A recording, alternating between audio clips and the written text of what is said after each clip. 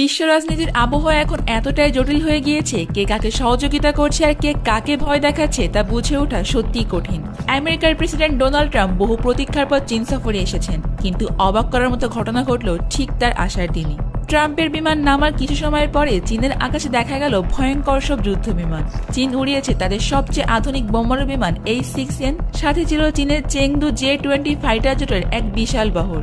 কিন্তু এই ঘটনার মধ্যেই লুকিয়ে আছে অন্য এক বিশাল রহস্য।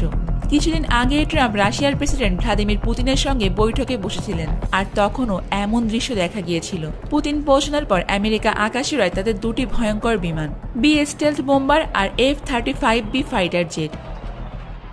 এই দুটি বিমান কিন্তু সাধারণ কিছু নয়। B-2 বোম্বার হলো এমন এক যুদ্ধ বিমান যা রাডারে ধরা পড়ে না। এতে যেমন পারমাণবিক বোমা বহন করতে পারে, সেই সঙ্গে এক মহাদেশ থেকে অন্য মহাদেশে উড়ে গিয়ে মাত্র কয়েক ঘন্টার মধ্যে অ্যাটাক করতেও সক্ষম। আর F-35B ফাইটার এতটাই উন্নত যে এটি 5G রাডার পর্যন্ত ফাঁকি দিতে পারে।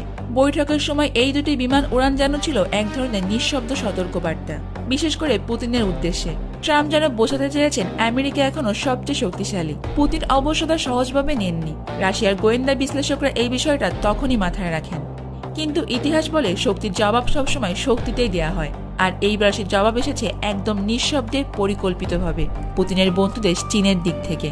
ট্রাম্প আর চীনের প্রেসিডেন্ট শি জিনপিং এর বৈঠক হওয়ার কিছুক্ষণ আগে আকাশে দেখা গেল চীনের ভয়ঙ্কর বোমারু বিমান H-6N। বিশ্লেষকরা এই বিমানের নাম দিয়েছেন চীনের উড়ন্ত পারমাণবিক গুদাম, কারণ এটি একসঙ্গে 22 টন পর্যন্ত বোমা বহন করতে পারে।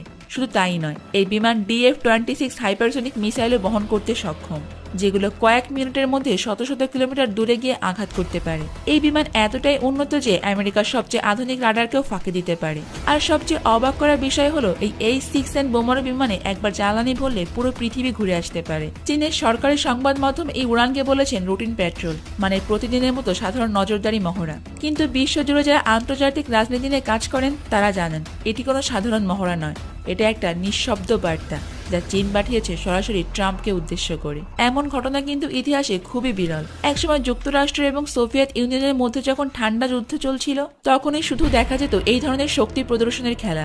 এখন সেই দৃশ্য আবারও ফিরে এসেছে। শুধু পার্থক্য হলো এবার রাশিয়ার জায়গায় আছে চীন, আর খেলার টেবিলের অন্য পাশে বসে আছে সেই আমেরিকা। চীনের এই পদক্ষেপের পর আমেরিকাও কিন্তু চুপ নেই। ওয়াশিংটনের খবর অনুযায়ী পেন্টাগন এখন প্রস্তুতি নিচ্ছে চীনা উপসাগরে তাদের F-22 র্যাপ্টার এবং B-2 স্টেলথ বোম্বার মোতায়েনের।